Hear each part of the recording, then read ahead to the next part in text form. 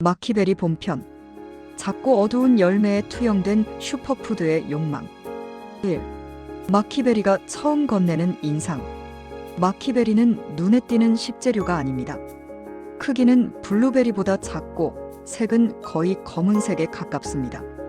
신선한 상태에서는 단맛도 향도 강하지 않습니다. 처음 맛보면 대부분 이렇게 말합니다. 생각보다 밋밋하다. 그러나 이 열매는 맛으로 기억되기보다 이야기로 먼저 소비된 식재료입니다. 우리는 마키베리를 혀로 알기 전에 몸에 좋다는 정보로 먼저 접했습니다. 이번 여정에서는 열매 자체보다 이 열매를 둘러싼 현상과 시선을 따라가 보려 합니다. 2. 마키베리의 출발점. 식재료가 아닌 생존의 열매. 마키베리는 남미 칠레 남부와 아르헨티나 일부 지역에서 자생하던 열매입니다. 오래전부터 현지 원주민들에게 마키베리는 건강식품이 아니라 일상적인 생존 식량이었습니다. 사냥과 이동이 잦은 환경에서 마키베리는 쉽게 채집할 수 있고 말려서 오래 보관할 수 있었으며 적은 양으로도 에너지를 보충할 수 있는 열매였습니다. 이 시기 마키베리는 슈퍼푸드도 기능성 식품도 아니었습니다. 그저 살아남기 위해 곁에 두던 열매였습니다. 3. 우리가 아는 마키베리. 항산화라는 이름으로 기억된 열매. 오늘날 우리가 마키베리를 떠올릴 때 가장 먼저 연결하는 단어는 맛도 산지도 아닌 항산화입니다. 마키베리는 열매로 기억되기보다 기능으로 먼저 각인된 식재료입니다. 블루베리, 아사이베리와 함께 비교되며 마키베리는 더 짙고 더 강력하다는 이미지로 소개되었습니다. 이 과정에서 특정 수치와 지표가 반복적으로 인용되었고 마키베리는 곧 가장 강한 베리 중 하나라는 상징을 얻게 됩니다. 흥미로운 점은 이 이미지가 마키베리의 실제 식문화보다 훨씬 빠르게 확산되었다는 사실입니다. 많은 사람들은 마키베리를 맛보기 전에 이미 이 열매가 어떤 역할을 해야 하는지를 알고 있었습니다. 그래서 마키베리는 먹어보고 판단하는 식재료가 아니라 기대하고 선택하는 식재료가 됩니다.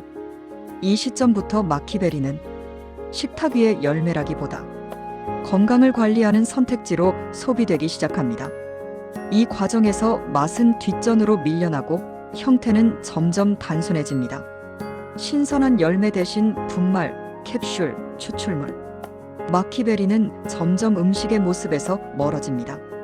우리가 알고 있는 마키베리는 자연 속에서 자라던 작은 열매라기보다 현대 사회가 필요로 했던 설명 가능한 건강의 형태에 더 가깝습니다. 이것이 마키베리가 기억되는 방식이며 동시에 마키베리가 가진 가장 독특한 위치입니다. 4. 슈퍼푸드가 된 순간. 식재료보다 앞서 도착한 기대. 마키베리가 슈퍼푸드로 불리기 시작한 순간은 이 열매가 식탁에 오르기 전이었습니다. 조리법이 만들어지기도 전에, 유통방식이 자리 잡기도 전에 마키베리는 이미 의미를 먼저 부여받은 식재료가 됩니다. 이때 마키베리를 설명하는 언어는 맛이나 향이 아니라 효과와 기능이었습니다. 얼마나 강한지, 무엇을 돕는지, 어떤 수치를 가지고 있는지. 마키베리는 어떻게 먹는가 보다 왜 먹어야 하는가로 설명되었습니다. 그 결과 이 열매는 자연스럽게 요리의 영역을 건너뛰고 건강관리와 자기관리의 영역으로 이동합니다. 마키베리는 더 이상 식사의 일부가 아니라 선택의 증거가 됩니다. 이 과정에서 소비 방식도 빠르게 고정됩니다. 신선한 열매는 보기 힘들고 대부분은 분말, 캡슐, 농축된 형태로 유통됩니다. 이런 형태는 편리하지만 동시에 마키베리를 음식에서 개념으로 바꾸는 역할을 합니다. 흥미로운 점은 이 변화가 마키베리만의 이야기가 아니라는 사실입니다. 현대의 슈퍼푸드들은 공통적으로 맛과 요리보다 속도와 설명을 먼저 갖게 됩니다. 마키베리는 이 흐름 속에서 특별해서 선택된 것이 아니라 설명하기 쉬웠기 때문에 선택된 식재료에 가깝습니다. 그리고 그 순간부터 마키베리는 자연의 열매라기보다 시대가 요구한 상징으로 소비되기 시작합니다. 5. 우리가 잘 모르는 마키베리. 맛이 말하지 않는 방식. 마키베리는 맛으로 자신을 설명하는 식재료가 아닙니다. 입안에 넣었을 때 가장 먼저 느껴지는 것은 강한 단맛도 뚜렷한 향도 아닙니다. 오히려 조용한 산미와 뒤늦게 따라오는 떫은 여운이 남습니다. 이 맛의 구조 때문에 마키베리는 단독으로 소비되기보다는 늘 다른 재료와 함께 등장합니다. 요거트에 섞이고 스무디 속으로 들어가며 다른 과일의 단맛 뒤편에 자리합니다. 이때 마키베리는 맛의 중심에 서지 않습니다. 대신 전체 균형을 잡는 쪽에 가깝습니다. 달지 않기 때문에 더해지고 강하지 않기 때문에 오래 남습니다. 이 점은 마키베리가 맛있는 음식으로 기억되지 않는 이유이기도 합니다. 사람들은 마키베리를 먹었다는 기억보다 마키베리를 선택했다는 기억을 먼저 떠올립니다. 그래서 마키베리는 요리의 결과물보다는 식단 구성의 일부로 존재합니다. 완성된 접시 위에서 돋보이기보다 이미 결정된 선택 안에 조용히 포함됩니다. 이런 성격은 마키베리를 더욱 슈퍼푸드답게 만들었는지도 모릅니다. 맛이 강하지 않기 때문에, 기능이 앞설 수 있었고 요리적 개성이 약하기 때문에 개념이 쉽게 덧씌워질 수 있었습니다. 마키베리는 맛으로 설득하지 않는 대신 설명으로 받아들여진 식재료입니다. 그리고 그 설명이 이 열매의 자리를 오래 지켜주고 있습니다. 6. 마키베리와 사회적 이슈. 슈퍼푸드가 만들어낸 그림자. 슈퍼푸드는 언제나 음식보다 빠르게 움직입니다. 유행은 생산보다 앞서고 수요는 맥락보다 먼저 도착합니다. 마키베리 역시 예외는 아니었습니다. 항산화라는 이름으로 수요가 급증하면서 이 열매는 지역의 식재료에서 글로벌 시장의 상품으로 이동합니다. 이 과정에서 가장 먼저 변화한 것은 채집의 방식이었습니다. 원래는 계절에 맞춰 제한적으로 수확되던 열매가 수출을 위한 원료로 인식되기 시작하면서 일부 지역에서는 채집 강도가 높아졌습니다. 모든 지역에서 동일한 문제가 발생한 것은 아니지만 슈퍼푸드가 반복적으로 겪어온 구조는 마키베리에서도 관찰됩니다. 현지 소비보다 외부 수요가 우선되는 구조, 원산지에서는 점점 접근성이 낮아지는 상황. 이때 마키베리는 자연의 일부라기보다 시장에 맞춰 재단되는 자원이 됩니다. 또 하나의 변화는 소비자와 식재료 사이의 거리입니다. 분말과 캡슐 형태로 유통되면서 마키베리는 더 이상 자라는 모습이나 계절성을 떠올리게 하지 않습니다. 우리는 이 열매가 어디에서 자랐는지보다 무엇을 해줄 수 있는지를 먼저 묻습니다.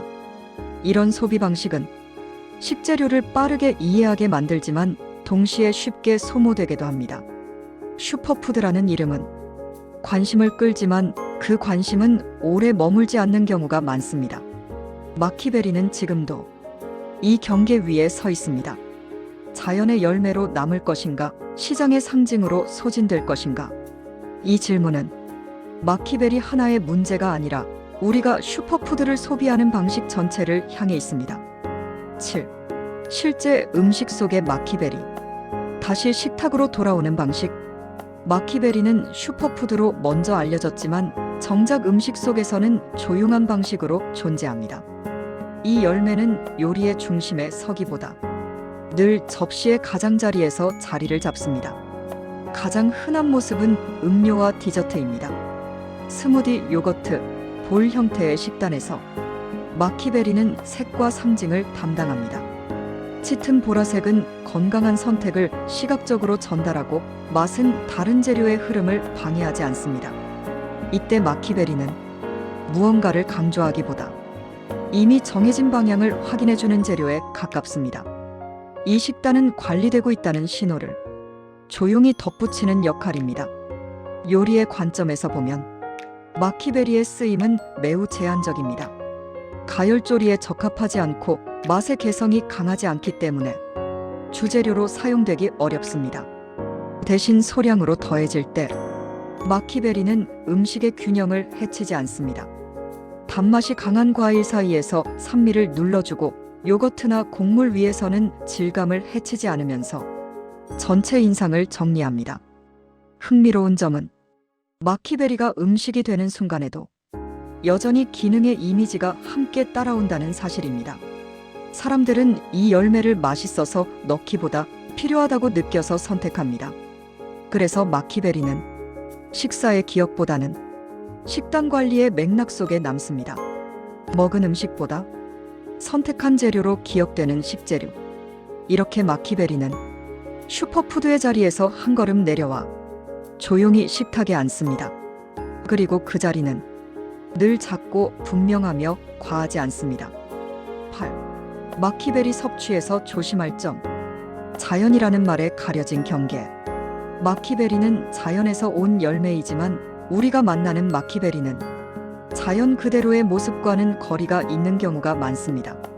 대부분 분말, 추출물, 농축 형태로 소비되기 때문입니다. 이 형태의 차이는 섭취 방식에도 영향을 줍니다. 신선한 과일은 자연스럽게 양이 제한되지만 분말과 캡슐은 그렇지 않습니다. 소량이라는 감각 없이 쉽게 반복 섭취가 이루어집니다. 특히 항산화라는 이미지 때문에 마키베리는 많을수록 좋다는 오해를 받기 쉽습니다. 하지만 대부분의 식재료와 마찬가지로 마키베리 역시 균형 속에서 의미를 갖는 재료입니다. 또 하나 주의할 점은 마키베리가 특정 목적의 식단에 편입되는 방식입니다. 단기간의 관리, 집중 섭취, 기능 위주의 접근은 식재료를 음식이 아닌 도구로 인식하게 만듭니다. 이때 식단은 풍부해지기보다 오히려 단순해질 수 있습니다. 약물 복용 중이거나 특정 성분 섭취를 조절해야 하는 경우에는 고농축 형태의 마키베리를 일상적으로 추가하는 것이 부담이 될 수도 있습니다. 이럴 때는 섭취량을 줄이거나 다른 식재료와 시간을 나누는 방식이 더 안정적입니다. 마키베리는 조심해서 다뤄야 할 위험한 재료가 아니라 과하게 기대하지 말아야 할 재료에 가깝습니다. 자연이라는 말이 모든 경계를 지워주지는 않기 때문입니다. 이 열매가 가장 편안한 자리는 관리의 중심이 아니라 식사의 일부일 때입니다. 작고 조용하게 다른 재료들과 나란히 놓일 때 마키베리는 제 역할을 합니다. 9. 마키베리와 함께할 때 조심해야 할 조합. 마키베리는 대부분의 식단에 무리 없이 들어가지만 몇 가지 경우에는 주의를 기울이는 편이 좋습니다. 먼저 이미 기능성을 강조한 식단과의 중복입니다. 여러 가지 분말, 추출물, 보충제가 동시에 사용될 경우 각각의 양은 적어 보여도 전체 섭취는 생각보다 무거워질 수 있습니다. 이때 마키베리는 식재료라기보다 기능의 하나로 쌓이게 됩니다. 또한 공복에 고농축 형태로 섭취하는 경우 위장에 부담을 느끼는 사람도 있습니다. 자연에서 온 열매라 하더라도 농축된 상태에서는 몸의 반응이 달라질 수 있습니다. 마키베리는 다른 재료를 밀어내며 자리를 차지할 때보다 기존 식단 사이에 조용히 들어갈 때 가장 안정적인 선택이 됩니다. 10. 마키베리와 궁합이 좋은 순간. 마키베리가 가장 편안하게 작동하는 순간은 식단의 균형을 해치지 않을 때입니다. 요거트와 곡물, 과일이 함께 있는 식사에서는 마키베리가 색과 인상을 정리해줍니다. 단맛이 과하지 않은 구성 속에서 이 열매는 스스로를 드러내지 않으면서도 자리를 잃지 않습니다. 스무디나 볼 형태의 식단에서도 마찬가지입니다. 마키베리는 중심 재료가 되기보다 이미 완성된 흐름을 보조합니다. 이때 마키베리는 맛보다 선택의 맥락으로 남습니다. 마키베리는 잘 어울리는 재료를 찾기보다 과하지 않은 순간을 찾는 식재료에 가깝습니다. 11. 마키베리가 남기는 여운. 기능보다 오래 남는 질문. 마키베리는 먹고 난 뒤의 맛보다 선택한 이유가 더 오래 남는 식재료입니다. 우리는 이 열매를 통해 무엇을 얼마나 섭취했는지보다 왜 이 열매를 골랐는지를 떠올리게 됩니다. 건강을 관리하고 싶다는 마음, 조금 더 나은 선택을 하고 싶다는 기대. 마키베리는 그 기대를 대신 짊어진 열매입니다. 그래서 이 열매의 여운은 입안이 아니라 생각 속에 남습니다. 12. 슈퍼푸드의 끝에서 작은 열매가 남긴 자리. 마키베리는 특별해서 슈퍼푸드가 된 것이 아니라 슈퍼푸드를 필요로 했던 시대에 선택된 식재료였습니다. 이 열매는 우리에게 더 건강해지는 방법을 가르쳐 주기보다 우리가 건강을 어떻게 소비하고 있는지를 조용히 보여줍니다. 마키베리를 식탁에 올린다는 것은 어떤 효과를 기대하기보다 식재료를 바라보는 거리를 한 번 더 생각해보는 일일지도 모릅니다. 작고 어두운 열매 하나가 남긴 것은 수치나 유행이 아니라 선택의 태도였습니다. 그리고 이 질문은 마키베리에서 끝나지 않습니다. 다음 식재료의 여정에서도 우리는 다시 한번 먹는 것과 믿는 것 사이를 천천히 걸어가 보려 합니다. 맛있는 식재료 여행은 이렇게 계속됩니다.